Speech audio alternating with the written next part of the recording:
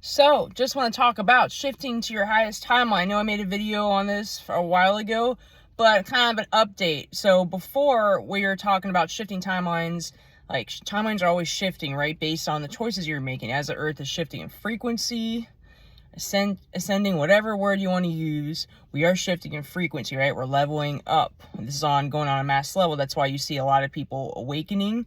A lot of people are shifting, right? Some people are going to lower timeline. Some people are going to higher timeline based on your vibration, based on your choices, based on your soul's evolution. You know, some people came to this planet for a reason. It all has a divine purpose, right? So before I said that, shifting to your highest timeline is about letting go of what doesn't serve, right? And that's a huge part of it. It's probably one of the biggest parts of it. But the second part of it, once you let go of what doesn't serve, that's people that don't align with your highest self, your highest timeline.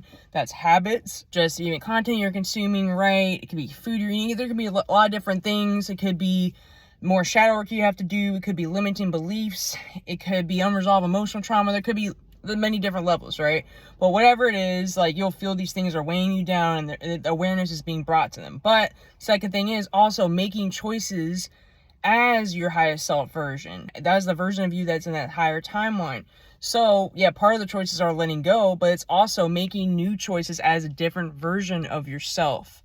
So you want to shift your most optimal timeline, and you're letting go of what doesn't serve. That's great. But the other part is, are you making choices in alignment with your highest self? When you're faced with conflict, when you're faced with decisions like, I'm going to make a choice, and it's going to go, is it going to lead me to my lowest self or my highest self?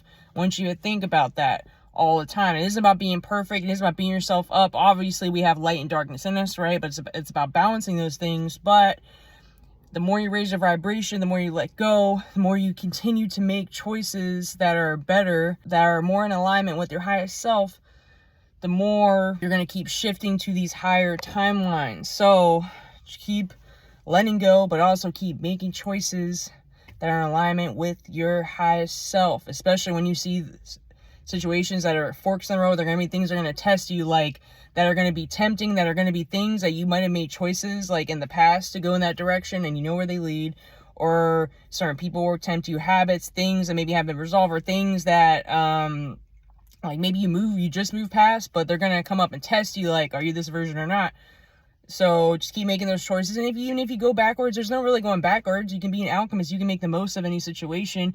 And if you do go backwards, or you have a negative experience, or you feel your vibration lowering, it's okay. You can flip that pretty quick. You know what to do. You will be intuitively guided to do certain things to help you shift to that optimal timeline, to raise your vibration. And everything is just a learning experience anyway, right? You learn, hey, this decision leads me there, and this lowers my vibration, or this puts me backwards, and you can use that to push you forward. You can even use negative energy from maybe shifting to a lower timeline to push you forward.